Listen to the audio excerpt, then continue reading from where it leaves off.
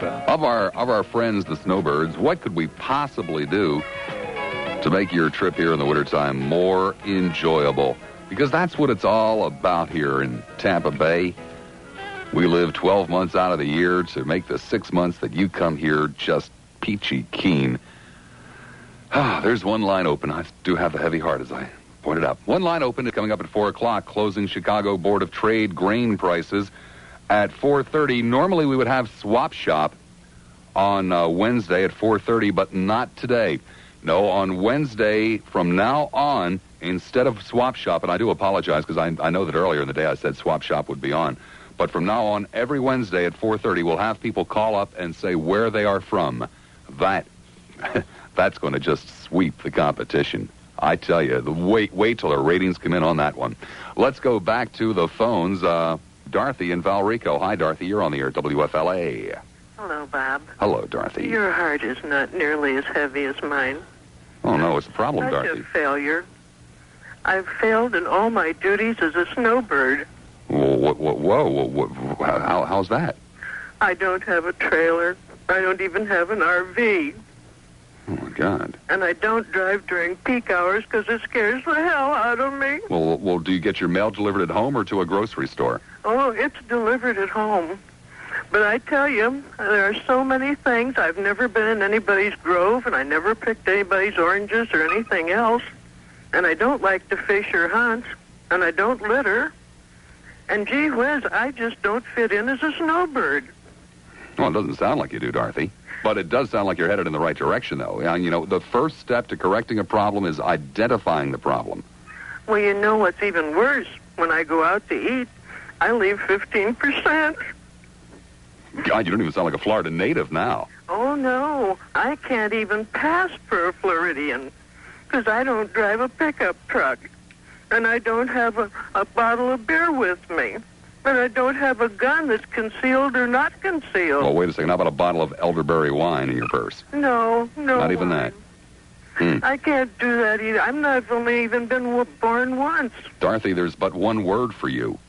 Just Oh, one word. No, misfit. You don't fit in any place. Oh, I know. And that's You what's leave making tips, me you know, so you don't unhappy. steal, you don't drink. You're just a misfit, Dorothy. What can I do? Oh, God. You know what? I can't even get used to roaches. Oh, lady, you do have a problem. Oh, no. Yes. Oh, that's terrible. You'll just never know how hard it is. I'll bet you feel bad when you see one of those lizards walking down your pavement with a roach in its mouth. Oh, is that what those things are? Yes. Oh, my. Iguanas? Well, no, not iguanas are much, much larger. Oh. No, just little lizards. Well, Dorothy, I find myself hopelessly speechless. You're Me just a too. misfit. Oh, I just hate it. And you think your heart is heavy? No. Dorothy, I think probably about the best I could possibly do in the way of a recommendation would be, Scottsdale, Arizona. Oh, I don't know. Maybe I wouldn't fit in there either. Do they have roaches? No, it's too hot. That's good. They don't have lizards either. They do have iguanas, though, I think. Oh. But they're so big, you can hear them coming for a long time, so you got plenty of warning. It's one of the problems with the lizards. You can't hear the damn things. Oh. The next thing you know, there's one sitting on the arm of your chair. Oh, no. Horrors. Oh, it is. But the iguanas are very similar to the roaches. You can hear them coming. Oh. Mostly with the roaches, you just see them. They appear out of nowhere. Well, no, I hear them. I hear you. They move the furniture around at night in the living room. And I thought those were termites. No. They're roaches. We call them palmetto bugs. Oh. See, somebody came up with this neat idea to call roaches by some other name, and, people wouldn't feel as bad about them. Oh, that's why. Right. Like water bugs. You probably thought they were water buffalo, actually. Yeah. But we call them palmetto bugs. Oh, you've made me feel About 4.5 so feet much long, better. weigh about 120 pounds. Yeah. Uh-huh. Thank you, Dorothy. You're welcome. Take care. Always glad to help somebody out here. Wait, there's nobody on the streets here at midnight. Who are you trying to kid? On the beach, I sprinkle cute little shells for the snowbirds to pick up. Is that what you do? That's what I do. Oh, Sal the Shellman. Yeah, I sell shells. Oh, Sal sells shells down by the seashore. Yeah. Oh, I almost got myself in trouble there. Yeah, sure did. Delay's still in there? Oh, And, good. Hey, Hello, Bob. You know, you are such a humanitarian. thank you, You know, Joe. we're organizing an association called PTPUSB. Beg your pardon? PTPUSB, that's People to Prop Up Snowbirds. What we're doing is we're collecting phone books throughout the community, trying to get everyone to donate and put their phone books out on Saturday mornings so that we can give them out to snowbirds so they can sit on them and see above the windshield of their car and be able to look out. Whoa, that is a neat idea. You know, it's very tough when you see a car going down the road and you can't see anyone inside of it because they're sitting below. Right, you never know if it's a runaway car or just, some little old lady from who knows where. Yeah, Bob, and afterwards, they can use the phone book, to find bagel shops, bait shops, hair bluing salons. Well, places that offer discounts. Yeah, and Denny's restaurants, and those places like those Red Lobsters where the lines stretch out for miles. Oh, Try to get into them. Yes, indeed. I love those places. Aren't they fabulous? Oh, they really are. We're just doing so much for our folks down here. We just need to keep more of this up, and I love the community spirit. Well, thank you, Joe. It's what this show is known for, building community spirit. Well, I thank you. I just wanted to voice my opinion. Those people can send their phone books or tax-deductible donations to PTPUSB, that's People to Prop Up Snowbirds, at 4040 Savannah Drive, Tampa, Florida. Okay, Joe. Thank you very much. Take care. Bye. Oh, I know his mailbox is going to be stuffed with phone books tomorrow. Those really ugly leather sandals with their big, ugly white toes hanging out. And they have to have one of those little floppy Walt Disney World hats. They have to have incredibly white legs. I think this call is starting to turn ugly, too, John. Huh? I think this call is starting to turn ugly. No way. I'm serious. Making fun of their big white toes. Well, It's not their fault, John. I understand, but I would think the most important thing would be the trophy that they would get. It would have to be something looking through a windshield with these two incredibly large, bony knuckles on a steering wheel, and you can't even see their head. There you go again, John. This call's turning ugly. I'm sorry. You started out so well, John. Well, trophy for the perfect snowbird. That's a great idea. As I pointed out, it would be very difficult to make the decision as to which one was better than the next. Well, they do have white legs. They do wear the sandals. The Mickey Mouse T-shirt's a must. John, they only have white legs for the first hour or two. Then they have red legs. Then they're red. Right. Hello, Jack. I have a poem for you. Ah, great. It's entitled Snowbirds. Oh, fantastic. Roses are red. I wish snowbirds were dead. They're old. Whoa. Chuck, this is Snowbird Wednesday when we're supposed to say nice things about snowbirds. This turns out nice.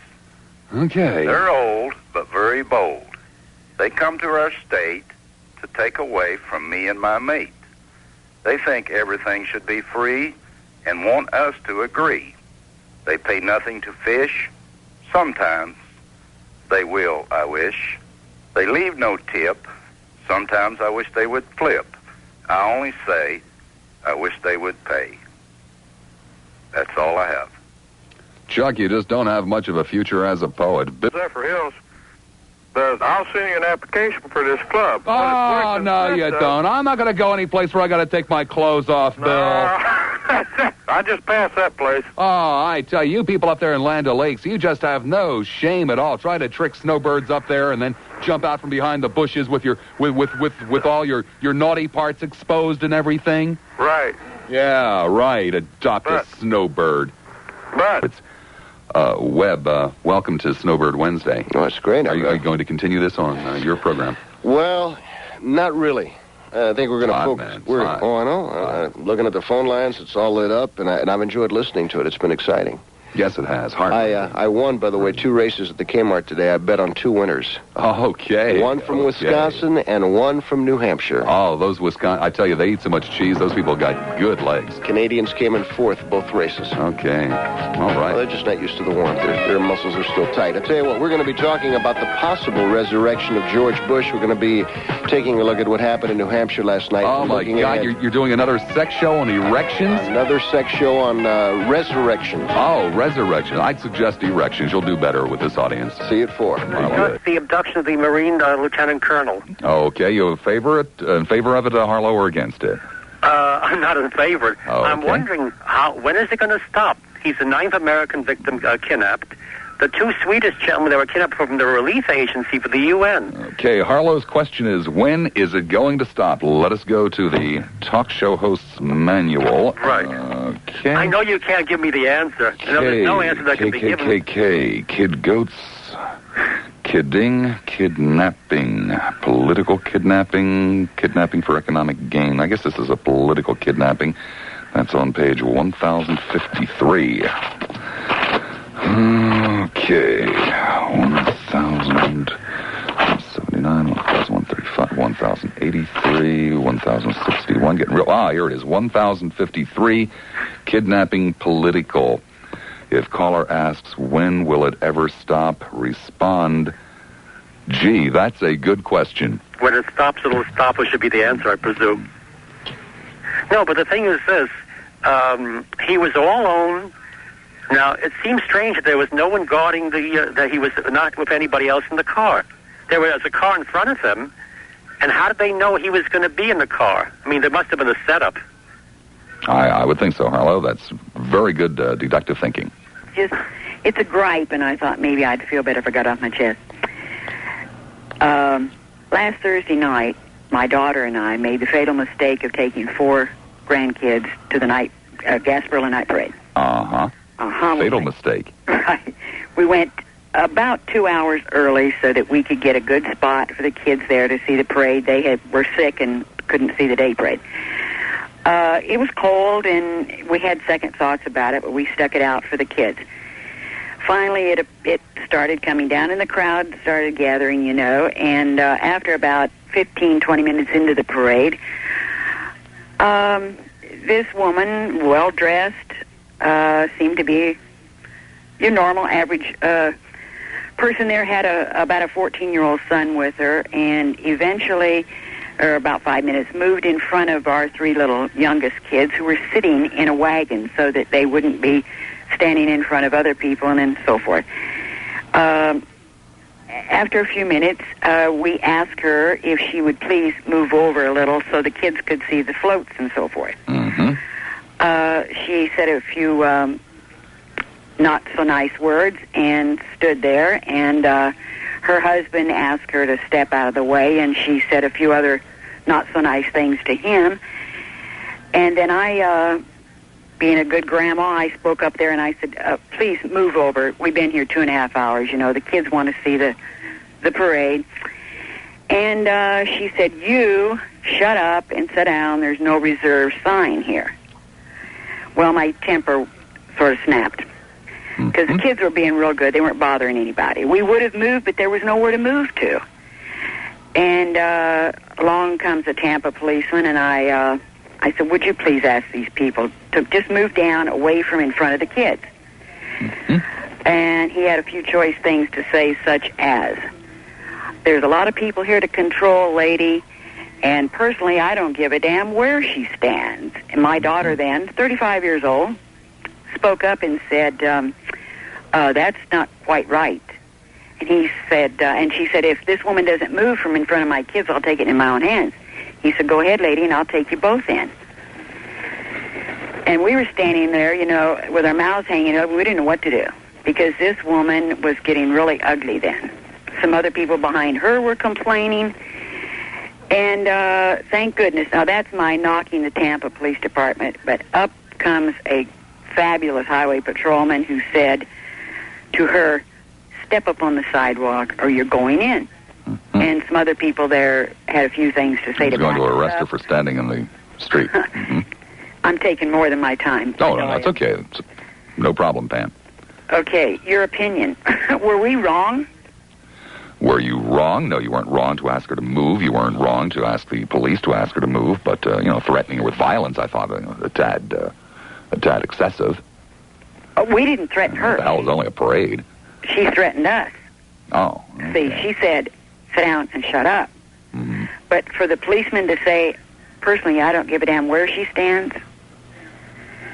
But the highway patrolman, he deserves a good bit of praise because he handled it like a gentleman and like an officer should, you know.